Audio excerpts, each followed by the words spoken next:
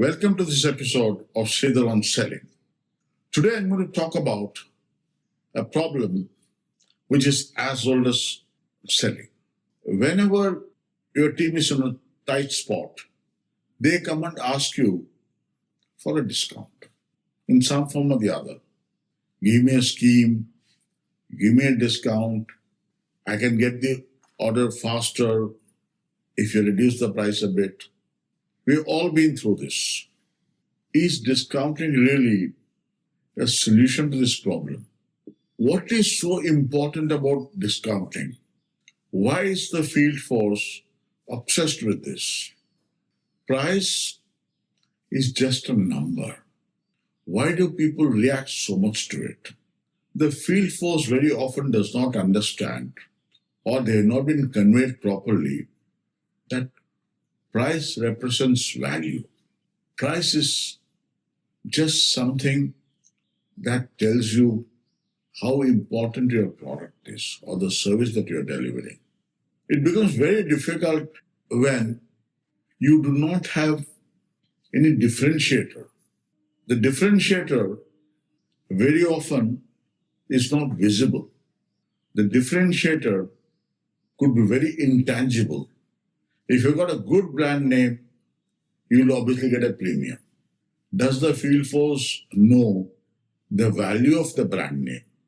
Do they realize the kind of investment that has gone into building a brand? The whole purpose of building a brand is to get a premium.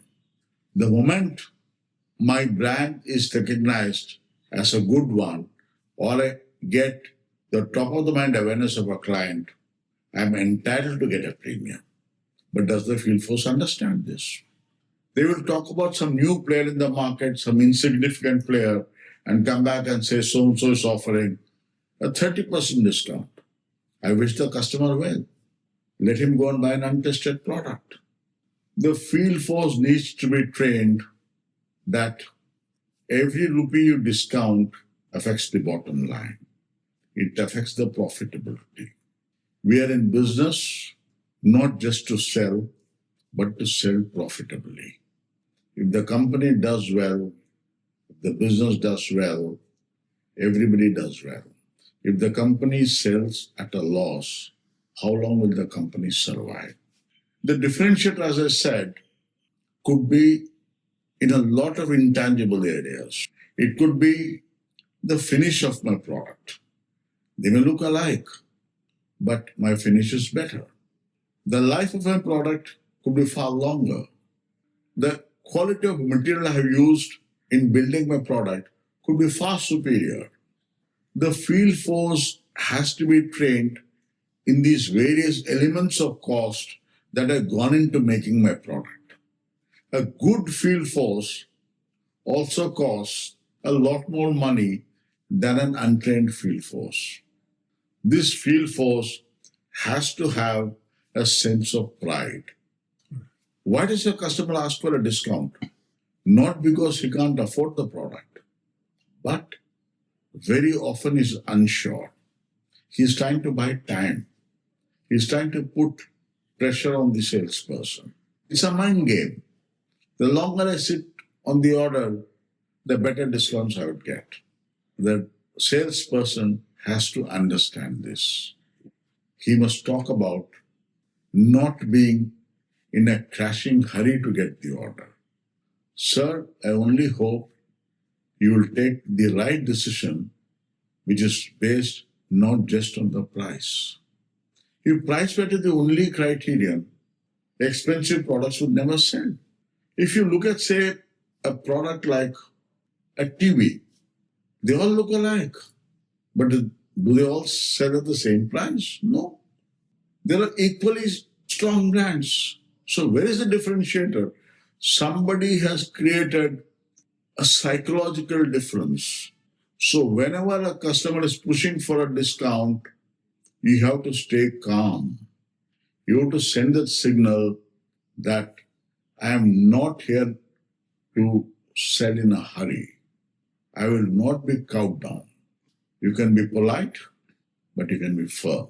I value this order, sir, but when you buy my product, You're buying quality, you're buying reliability, you're buying longer guarantee, you're buying R&D, which has gone into lakhs of rupees for us. So create these elements and be confident.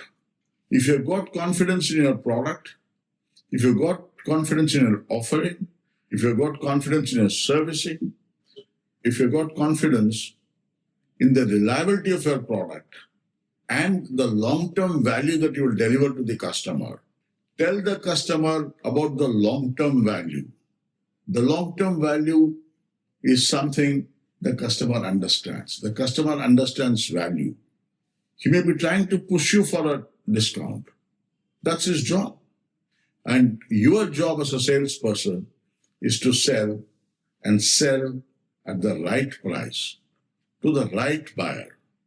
If the buyer is only looking for something very cheap, maybe he is not the right buyer for you. You've gone to the wrong client, the wrong customer. Educate the customer about how to assess what is the quality of raw material that you used, as I mentioned earlier. I mean, if you're talking of electrical products, so if you're using copper wire instead of cheaper wire, obviously it's going to be more expensive. And the life of the product will be longer. The customer knows it, but he's just trying to play you. In the final analysis, price is just a number. You must know how to sell that number. Price is not a figure somebody's pulled out of a hat.